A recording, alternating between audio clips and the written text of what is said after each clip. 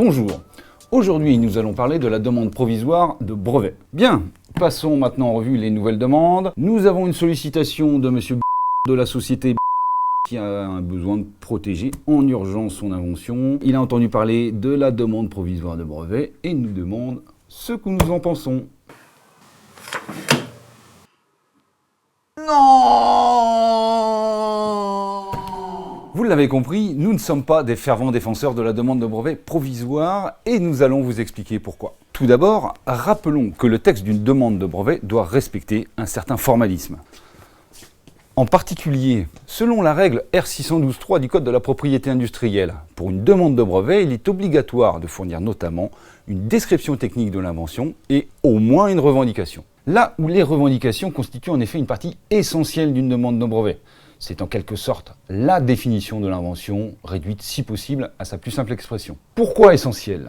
Parce qu'en cas de contrefaçon présumée, c'est avec cette définition qu'on va comparer le produit concurrent. Une revendication mal rédigée peut donc avoir des conséquences négatives importantes quant à la capacité du déposant à agir contre le copieur. Avant d'en venir aux spécificités de la demande de brevet provisoire, il faut également préciser que les revendications doivent être fondées sur la description. En d'autres termes, on ne peut pas revendiquer ce qu'on n'a pas décrit. Bien, passons maintenant à la demande de brevet provisoire. Avec une demande provisoire de brevet, on peut ne déposer qu'une description technique de l'invention. En conséquence, pas de revendication. Rien, nada, pas de définition d'invention.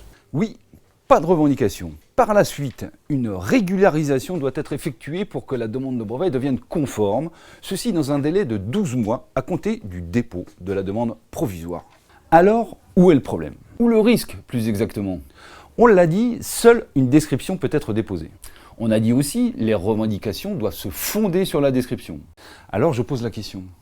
Si on dépose une demande de brevet provisoire, c'est qu'on ne sait pas encore quoi protéger et encore moins comment formuler une définition de l'invention. Bah oui, autrement, autant déposer une demande de brevet. Et si on ne sait pas quoi protéger ou comment formuler une définition de l'invention, il y a alors un risque majeur à ce que la description ne soit pas un support suffisant pour bâtir une revendication efficace. Et pas question d'ajouter du texte évidemment, ce serait trop simple. Le déposant croit avoir ça et en fait, il a ça. Le déposant croit avoir ça et en fait, il a ça. Bon, eh ben on est tous d'accord. Alors, qui pour le rappeler, lui expliquer les dangers de la demande provisoire, lui dire qu'on va s'adapter et lui déposer en urgence une vraie demande de brevet. Ouais, moi j'ai goût. Ouais, allez, on prend. Ils sont bien ces gars-là. Soyez nombreux à nous rejoindre sur la chaîne YouTube de l'EJLC.